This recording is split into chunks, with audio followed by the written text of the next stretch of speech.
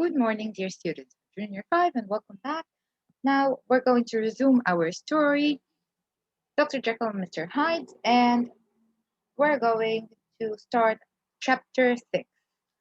So we know what happened in the previous 5 chapters, and there is a lawyer called Mr. Utterson. He's an old, preserved, kind man, and he has a younger friend called Mr. Infield. Once where they were walking their usual morning Sunday morning walks, and they stopped over a windowless building in the middle of the busy streets of London, and it was a building with a strange looking, unpainted, old, ugly door.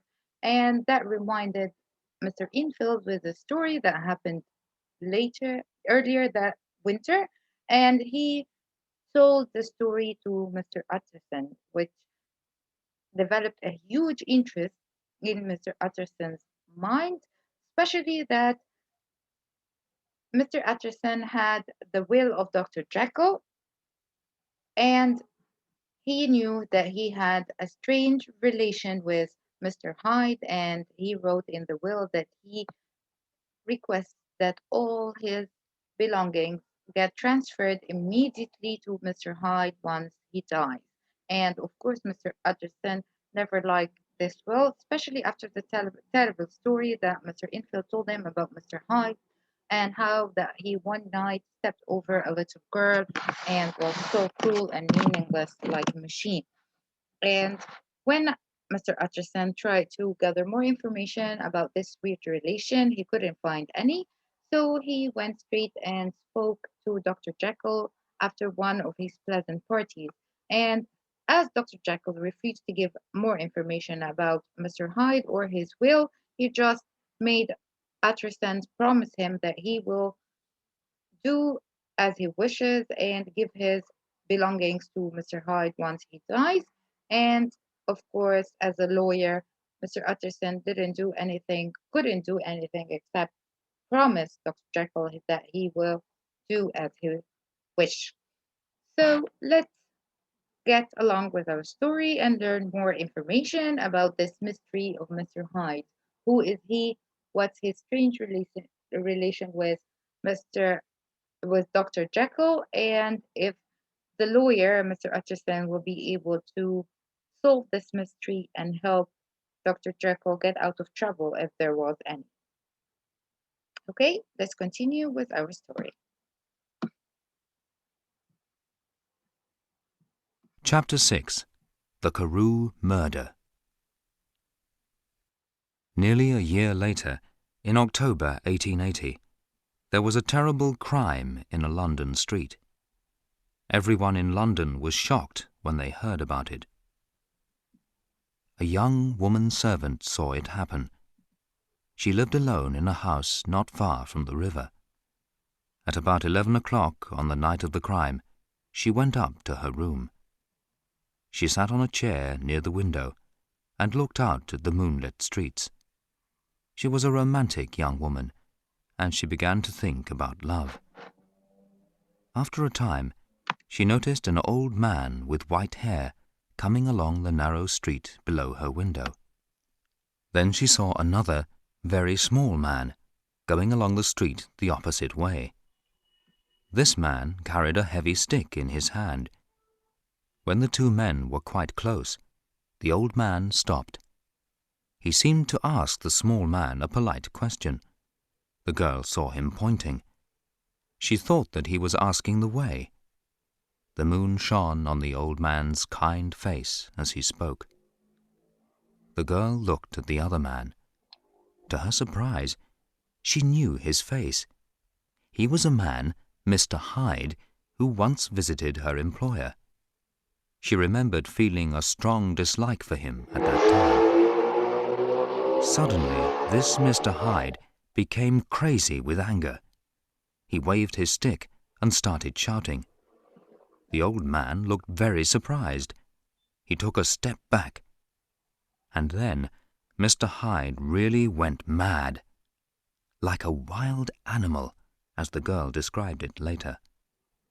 He hit the old man over the head with his stick and knocked him to the ground. Then he jumped on the old man's body and hit him again and again with the heavy stick. He did not stop until the old man was dead. This terrible thing was too much for the girl. She fell to the floor, her eyes closed, and for some time she knew nothing. It was 2 o'clock before the girl opened her eyes again. When she remembered the murder, she immediately called the police. The murderer was not there, of course, but the murdered man was still on the ground in the middle of the narrow street.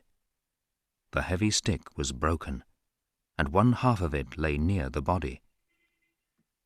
The police looked in the murdered man's pockets and found some money and a gold watch. There was also a letter, ready to post. The envelope had Mr. Utterson's name and address on it. A police inspector brought this letter to the lawyer just before 9 o'clock in the morning. He told Mr. Utterson about the crime. Mr. Utterson listened carefully. Then he said, "This is a very serious matter, but I don't want to say anything until I see the body." "I'll take you now," said the police inspector.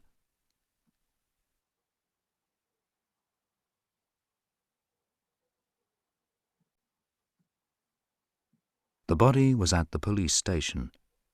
When Utterson saw it, he said, "Yes, I know him. This is the body of Sir Danvers Karoo." "Really, sir?" said the police inspector.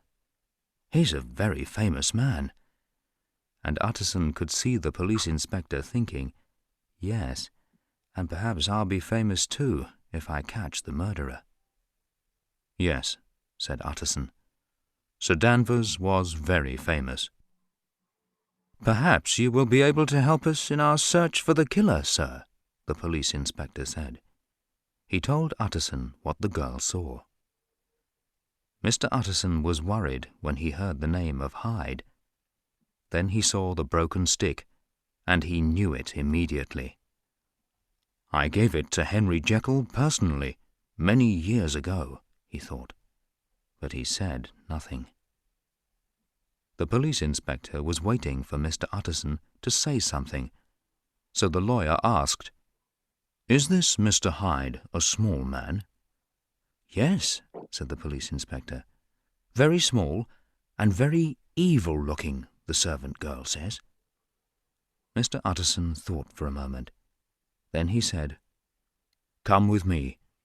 I think that I can take you to his house."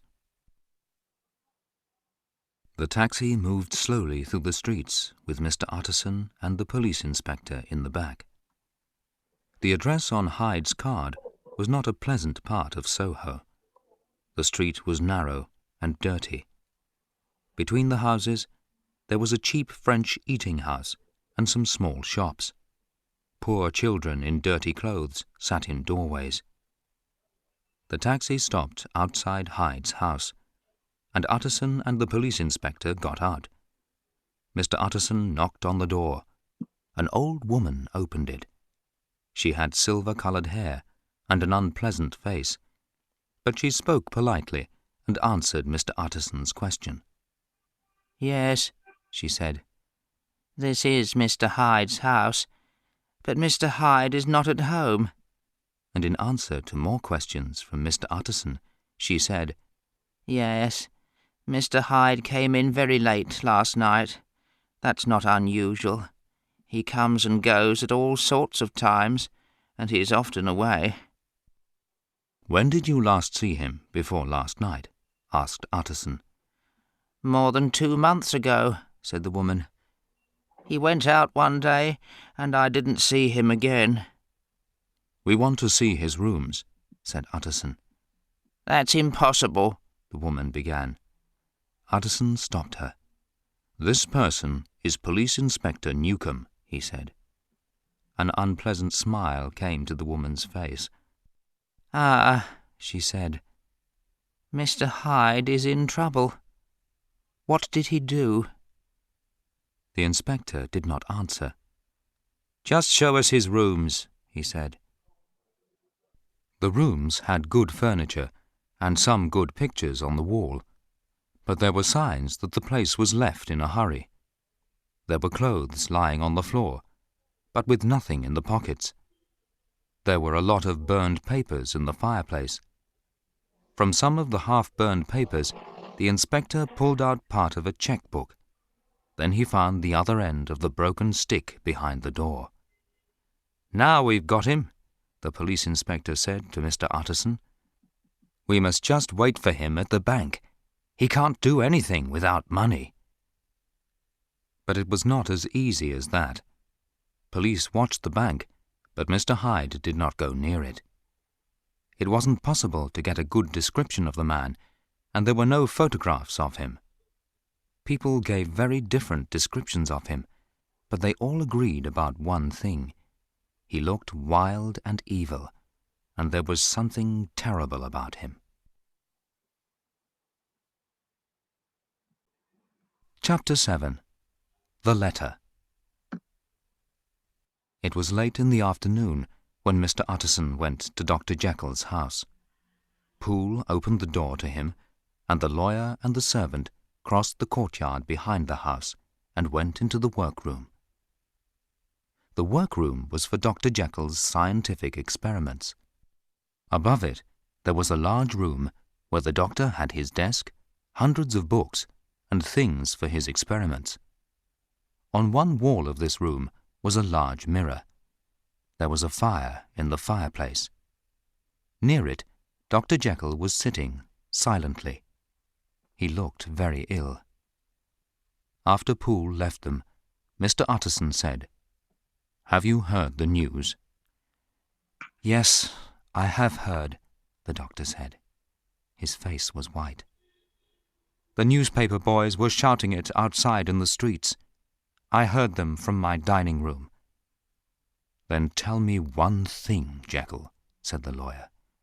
"Sir Danvers Karoo was my client, but you are too. I want to know what I am doing. You aren't mad enough to hide this man Hyde, are you?" "No, Utterson," said the doctor. "I promise that I will never see him again. It is all finished. I'll never have any more business with him. He is safe, and nobody will ever hear of him again." The lawyer was very worried about his friend. Dr. Jekyll seemed very ill. "You seem very sure, Henry," Utterson said. "I hope that you are right. Please understand, if they catch the man, people will talk about you too." "I am sure," Jekyll answered. "I have a good reason to be sure, but I cannot explain it. But you can help me with one thing. I had a letter. I'm not sure that I should show it to the police. You can decide, Utterson. I know I can trust you." "You are afraid that it will help the police," said Mr. Utterson. "Is that right?" "No," said the doctor. "I'm not worried about Hyde or what happens to him.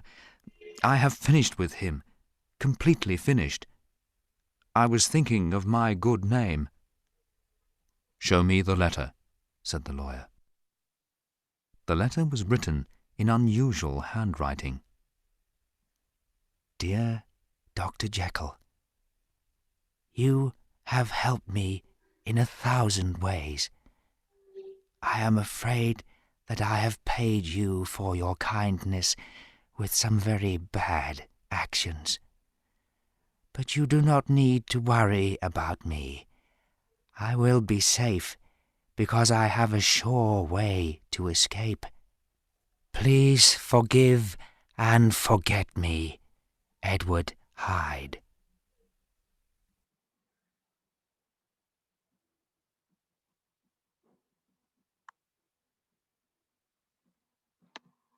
So now we understand from this letter that what appeared that after committing a terrible murder and killing someone as famous as Denver Karoo, Mr. Hyde decided to disappear forever from Dr. Jekyll's life and from everyone's life after that murder by escaping, as he stated in his letter. It was a relief for Mr. Utterson to know that Mr. Hyde will disappear forever and that will take his good friend Dr. Jekyll from the trouble he's been into, but things yet to be understood. So let's learn more about this crime and what the police will do, as we have a new character in this chapter. It's the police inspector.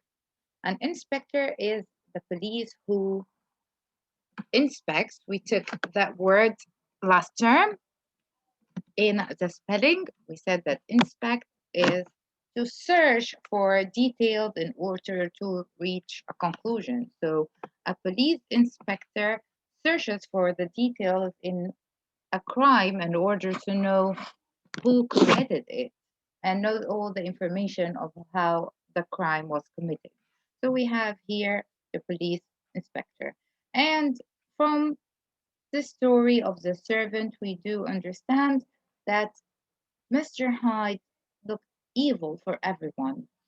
Evil here is bad, okay? And the opposite of evil is kind or good. That is correct. Okay, so let's read more into our story and know more details.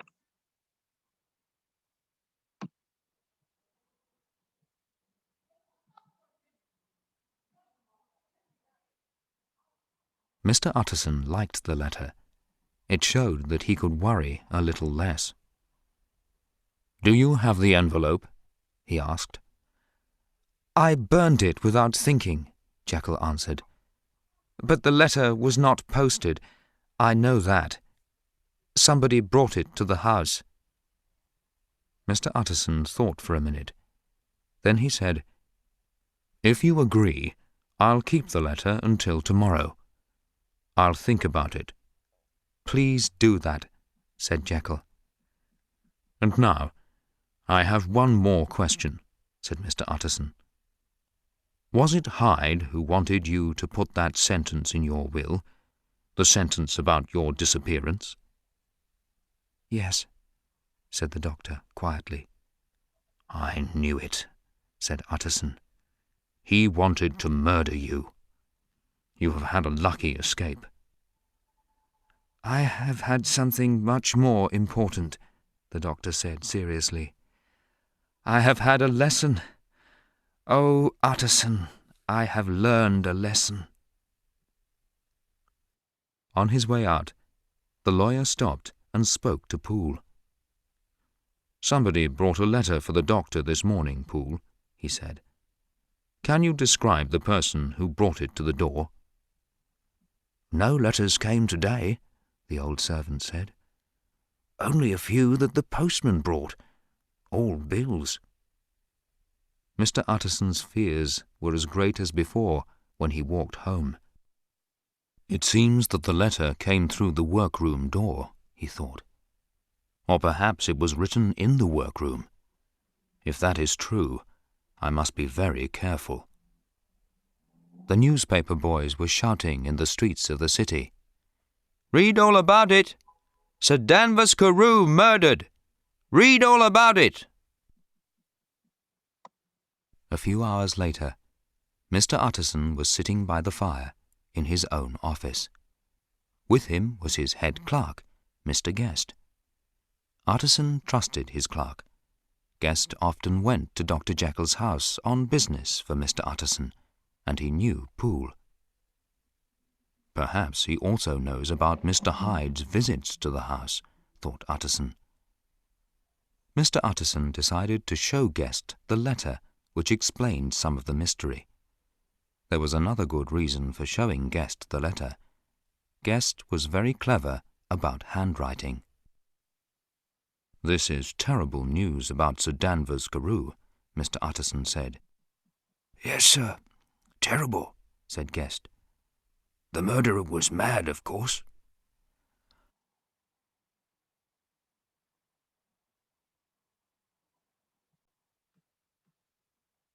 "I'd like to hear what you think about that," the lawyer said. "I have a letter here in his handwriting. Will you look at it?"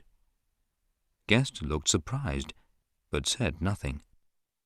"Perhaps you are interested to see a murderer's handwriting," Mr. Utterson continued. "I am not sure what to do about the letter.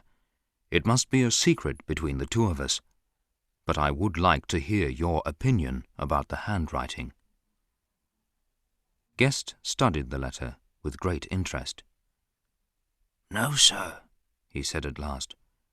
"Not mad, but it is very strange handwriting." Just then, a servant came in with a note for Mr. Utterson. "Is that from Dr. Jekyll, sir?"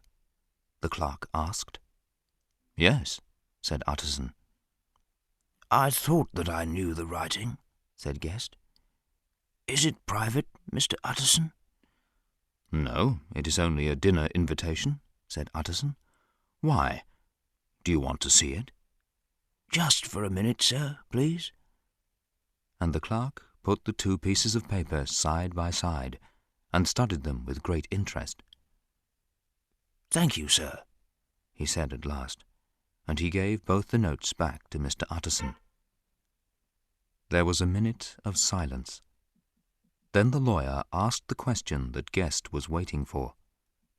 Mr. Utterson was afraid that he already knew the answer. "Why did you look at the two together, Guest?" asked Utterson. "Well, sir, in very many ways the handwriting is the same," said Guest. "That's strange," said Utterson. "Yes," Guest agreed.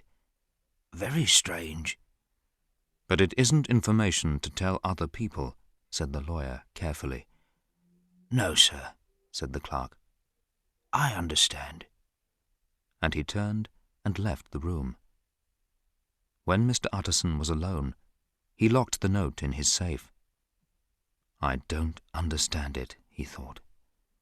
"Henry Jekyll wrote a letter for a murderer." And the blood ran cold through his body. Interesting, right? So now we have a new piece of information in our story.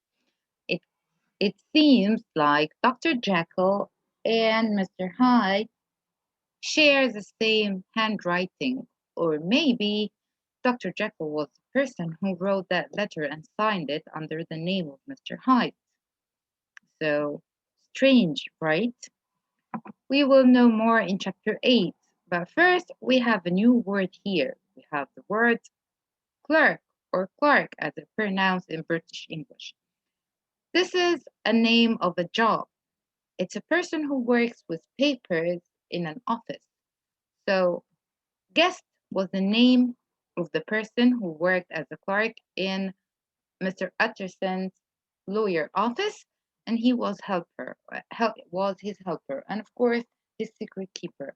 So he shared only the valuable information with him, and he was able to trust him that he will not get it out to anyone. So let's learn more about this interesting new information, and let's see whether Dr. Jekyll has written the letter instead of Mr. Hyde or if they both share the same handwriting. Okay, let's continue with chapter 8 now under the title Dr. Lanyon.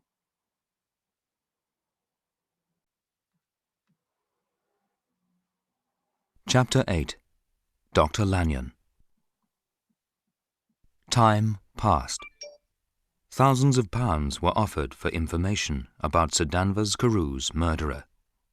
Where was Mr. Hyde? Nobody knew. The police heard a lot about him. They heard stories about his crimes. They heard about the hate that people felt for him. But where was he? After he left the house in Soho on that morning of the murder, nobody heard of Mr. Hyde again. Mr. Utterson slowly stopped being worried, and his friend Dr. Jekyll was enjoying a new life now without Mr. Hyde. The doctor visited his old friends again, and there were dinners, drinking, and pleasant talk, like the old days. On the 8th of January, Utterson had dinner at Jekyll's house, with a small number of other guests. Dr. Lanyon was there, and the three of them were soon talking like old friends again. It was very pleasant. Then, on the 12th of January, and again on the 14th, Utterson tried to see his friend, but without any success. Each time, Poole answered the door. "The doctor is not able to leave the house, sir," said the servant. "He will not see any visitors." On the 15th of January, Mr. Utterson tried again, with the same result. He was worried and unhappy. What was wrong with his friend? At last he went to see Dr. Lanyon. He thought that the doctor's servant looked worried, but the man took him in immediately to Lanyon. Mr. Utterson was shocked at the change in his friend. The usually healthy-looking man was pale and sick. He looked much older and thinner. The lawyer was sure that Lanyon was dying. But the look in the doctor's eyes was worse than this. It was a look of terrible fear, of something in the mind that was killing him. "You don't look well," said the lawyer. "Is it something serious, old friend?" "I had a shock," said Dr. Lanyon. And then he continued, "I won't get better. I have only a few weeks to live. Life has been pleasant. I have enjoyed it. But if we know everything, we are happier to leave this life." "Jekyll is ill too," said Utterson. "Have you seen him?" Lanyon held up a hand that was shaking with weakness or strong feelings. "I don't want to see Dr. Jekyll again, or to hear anything about him," he said. "That is very sad," Utterson said.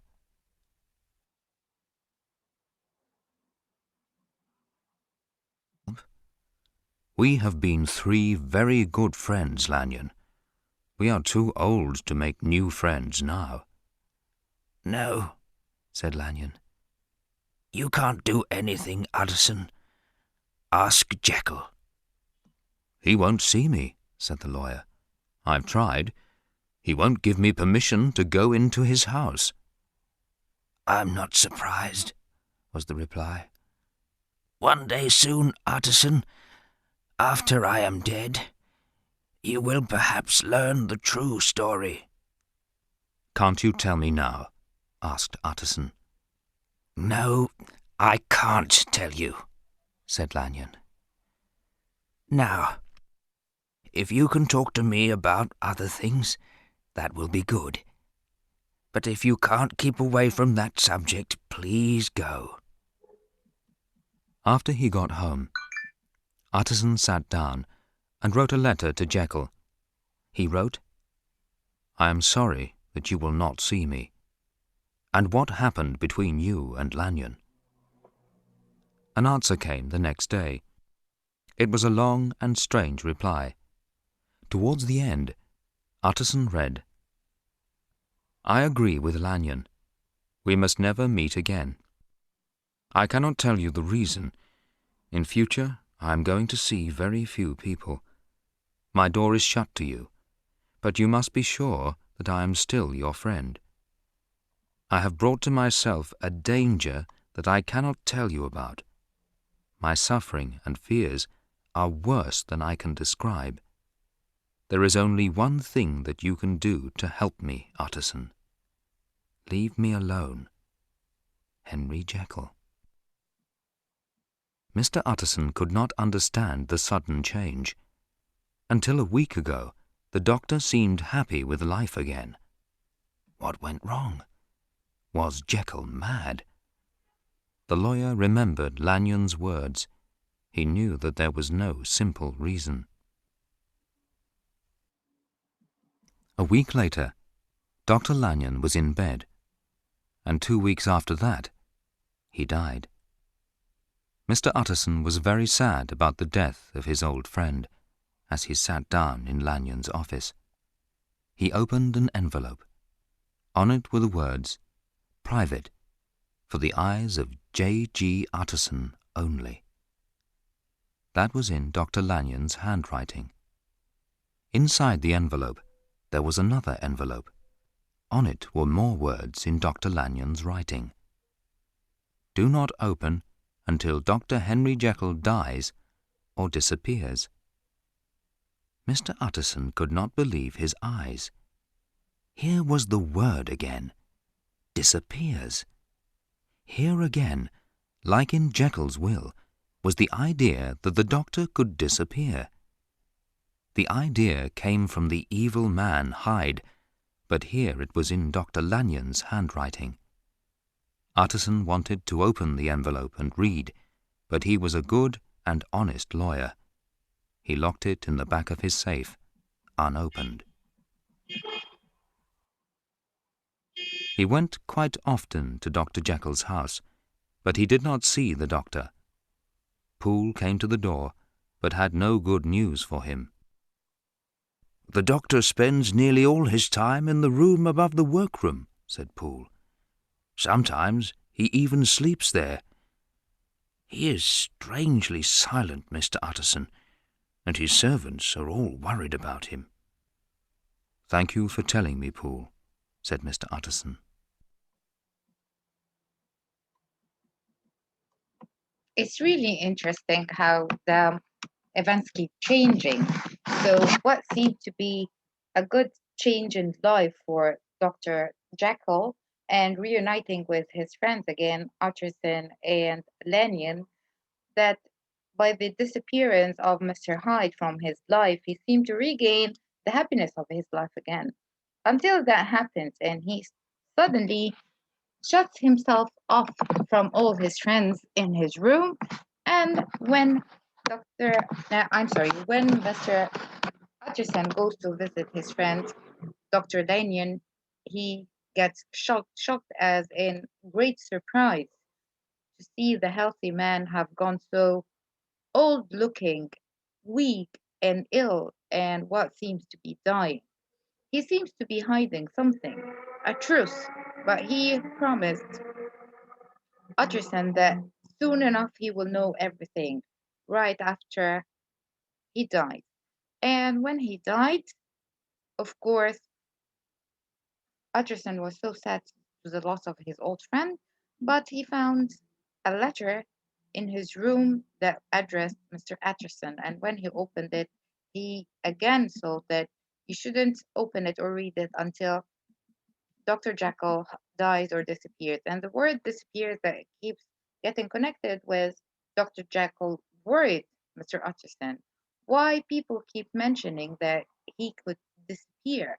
That was a mystery that Mr. Utterson needed to learn. But of course, because he was an honest lawyer, he couldn't open the letter until the date that was mentioned in it, which is when Dr. Jekyll dies, or as mentioned, disappear. So, in chapter 9, it's entitled At the Window. I am sure we will find out more information about this mysterious story. So let's read chapter 9 together and learn more. At the window. One Sunday, on their usual walk, Mr. Utterson and Mr. Enfield found themselves in the narrow street where Dr. Jekyll's workroom door was. They stopped and looked at the door. "Well, that story's finished," said Enfield. "We won't see Mr. Hyde again." "I hope not," said Utterson. "Did I ever tell you that I once saw him, and I had the same feelings of fear and hate that you described?" "Everybody seems to have the same feelings," Enfield replied. But at the time of my story, I didn't know that this was a back way to Dr. Jekyll's house. It was silly of me." "Well, let's step into the courtyard and look at the windows," said Utterson. "I am worried about poor Jekyll. Even if we can't go in, he will be able to hear a friend's voice." "That's true," said Enfield. The sun was high in the sky, but it was cold in the courtyard and a little dark. The middle one of the 3 windows was half open. Utterson saw Jekyll sitting close to it. He looked very sad, like an unhappy prisoner. "Hello," called Utterson. "Hello, Jekyll. I hope that you are feeling better." "I am not well, Utterson," the doctor answered weakly. "I am very ill." "You stay inside too much," the lawyer said. "You should be outside, walking like Enfield and me. Get your hat and come for a quick walk with us. You will feel much better." The doctor came nearer to the window. "You are very good," he said. "It is kind of you to ask me. I would like that very much. But no, it is not possible. I can't go with you." "Are you sure?" said Utterson. "I am sure," replied the doctor. "But I am very glad to see you, Utterson. I would like to ask you and Mr. Enfield to come up, but the place is not tidy." "Then we can stay down here," Utterson said, "and talk to you." Dr. Jekyll smiled. "That is a kind suggestion," he said. But suddenly the smile disappeared from his face, and a look of terrible fear took its place. The 2 men below felt their blood freeze. They saw it only for a second or 2, because Jekyll shut the window immediately. But it was enough. They both turned silently and left the courtyard. When they reached a busy street again, Mr. Utterson at last looked at his friend. Both of their faces were pale, and there was a shocked look in their eyes.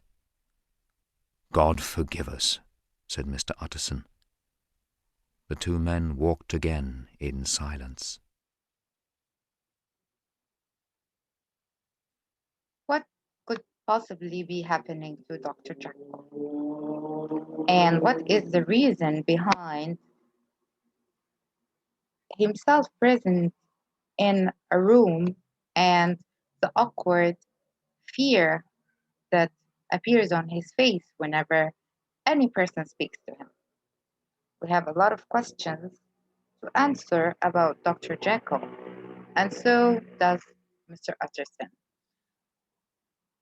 But at least they were able to see him today and speak to him through his window. The courtyard is an open space surrounded by buildings and houses. This is where they stayed, and one of the windows of Dr. Jekyll's house looked down at the courtyard, so they were able to see him and speak to him. But what's happening to his life was very strange and surprising. It kept shocking Mr. Utterson, worrying him, and also leaving him with more confusion and mystery. What could possibly be happening in Dr. Jekyll's life? He needed to know. Okay, so this is the end of chapter 9, and now we're going to go and solve some questions to just recap on the information that we've learned on those 3 chapters. Okay?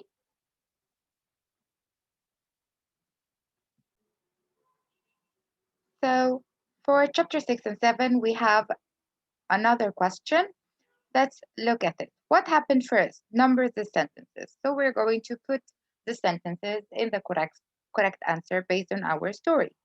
So let's read the sentences first, and then we're going to number them. Here, A. Jekyll showed Utterson a letter from Hyde. B. A police inspector took a letter to Utterson. C. A young woman was looking out the window thinking about love. D. Utterson had looked carefully at the handwriting on the letter. E. The police looked around Hyde's room and found a broken stick. F. The police received a phone call about a murder. G. Utterson took the police to an address in Soho. H. Utterson talked to Jekyll about Danvers Karoo. Okay, so let's put them in order. Of course, the first thing is C. A young woman was looking out the window thinking about love while she watched the moonlight on the streets of London. So this is number 1. Okay, what happens next? Yes, this young woman sees the murder of the famous person Denver Karoo committed by Mr. Hyde, and she loses conscience. But when she wakes up, what does she do? Excellent. She calls the police. So the police received a phone call about a murder, and this is box number 2. What do you think happens after that? Okay, so a police inspector took a letter to Utterson. Is that real? Yes, because when they looked in the pockets of the murderer, they saw a letter in his pocket, and it was addressed to Mr. Utterson. So this is number 3. But what happens next? Okay, yes, the police know. So Utterson immediately goes to Dr. Jekyll and speaks to him about the death of Danvers Karoo. So this is number 4. And then Jekyll shows him the letter from Hyde that he is going to disappear from his life again. So that's number 5.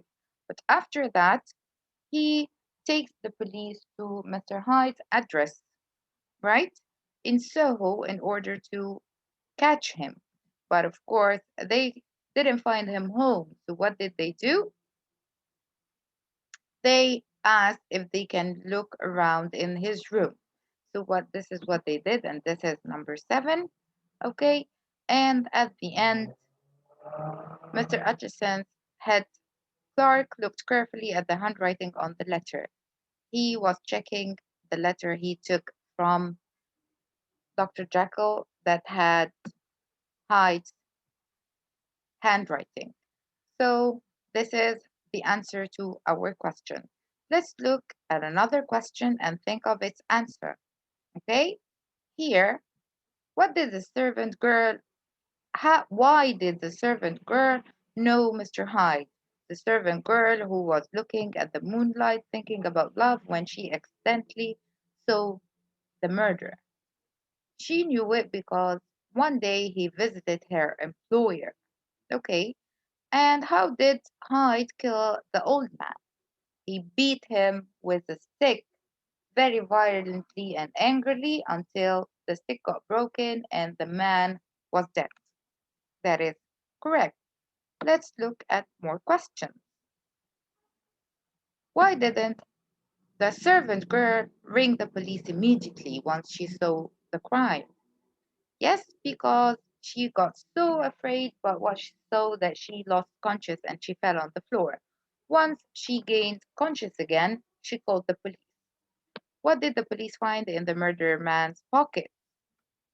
The police investigator found a letter. That is correct. What was in the fireplace in Hyde's room? They found some pieces of paper that were burned.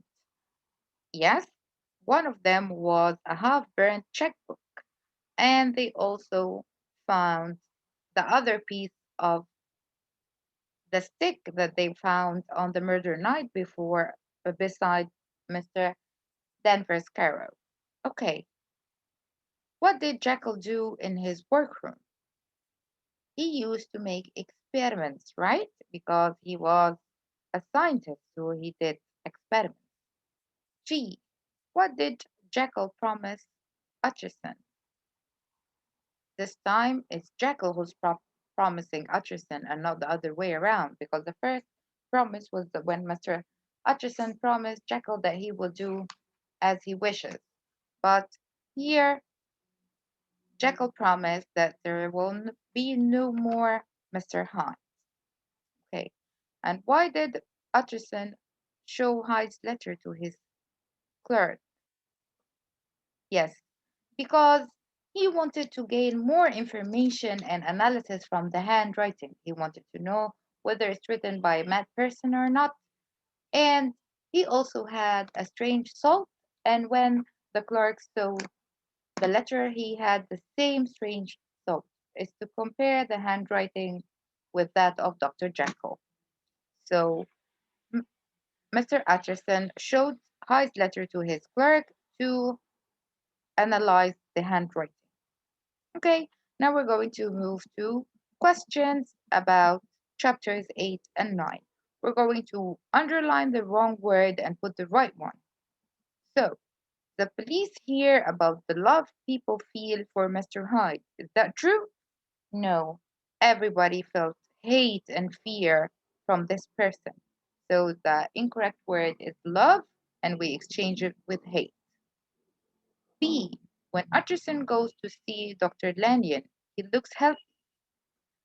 Yes, he used to look healthy, but this time, healthy here is the incorrect word. He looked ill and weak. C. Dr. Lanyon says he only has a few years to live.